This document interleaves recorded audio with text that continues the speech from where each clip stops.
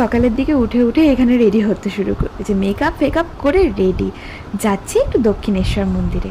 আর আজ তো সকাল থেকে প্রচণ্ড ঝড় বৃষ্টি জানো। আমি এদিকে রেডি হচ্ছি আর মা এদিকে নাতনিকে রেডি করাচ্ছে। আর আজকে মায়ের খুশি দেখতে হয়, সেই কথাই আছে না, বাঁধা গরু ছাড়া পেয়েছে।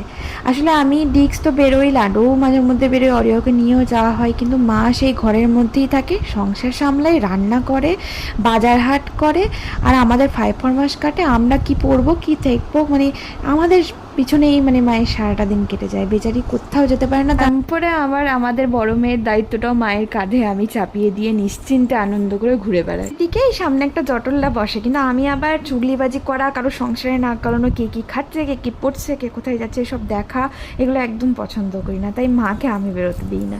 সামনে বাড়ি আন্টির সঙ্গে আমাদের খুব ভালো সম্পর্ক, তাই আন্টিকে নিয়ে গেছিলাম আজকে দক্ষিণেশ্বর মন্দির। বাড়ি আসার সময় মা মাছ কিনে নিয়েছিল আর বাড়ি এসে বানিয়েছিল একটু পায়েস, অন্য কারণ ছিল।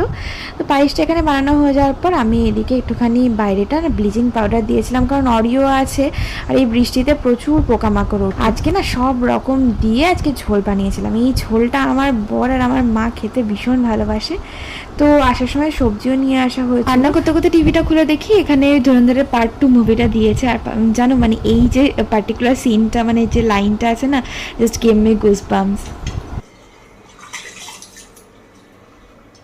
की याद नहीं आई तुझे जस्सी?